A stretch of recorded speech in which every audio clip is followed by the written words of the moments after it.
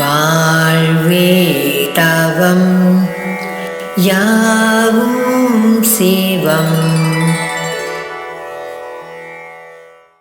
சிவ சொந்தங்களுக்கு வணக்கம். நமச்சிவாய.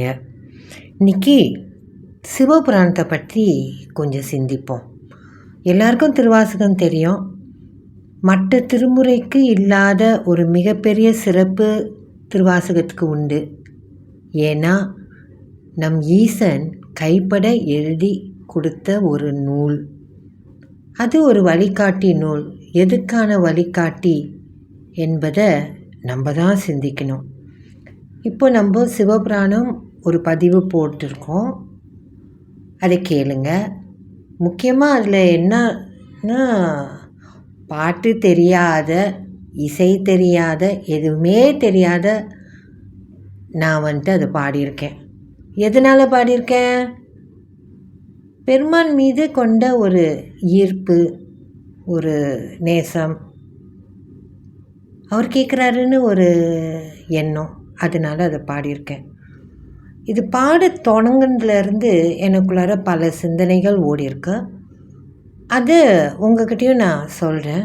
நீங்களும் சிந்திச்சு பாருங்கள். மறுபடியும் படிக்கும்போதோ, ஓதும்போதோ, பாடும்போதோ நான் சில கேள்விகள் உங்கள் முன் வைக்கிறேன்.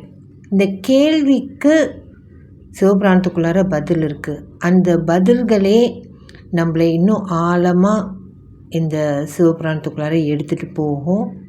ஏன்னா சிவபுராணம்ன்றது திருவாசகத்தோட சாராம்சம்.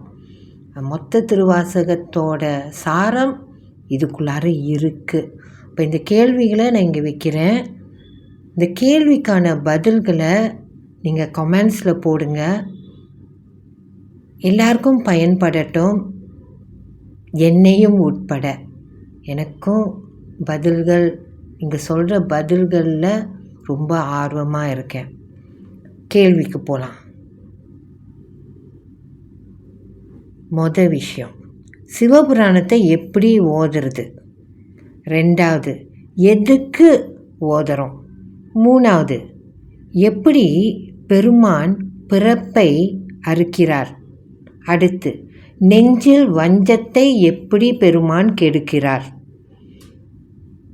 இதன் மூலமாக பொய் கெட்டு மெய்யாவது எப்படி? சிவபெருமான் யாரை வினைப்பிறவி சாராமல் மீட்டெடுக்கிறார்? அடுத்து, யாரெல்லாம் சிவனடிக்கு சிவபுரத்துக்கு செல்வார்? ஆழமாக சிந்திச்சு பாருங்கள். கிடைக்கிற பதிலை நம்ம கமெண்ட்ஸில் போடுங்க. எல்லாருக்கும் பயனடையட்டும். நம்மோடு இருக்கும் ஈசன் நம்மளை தொடர்ந்து வழிநடத்தி கொண்டே இருக்கின்றான். நன்றி. நமச்சிவாய.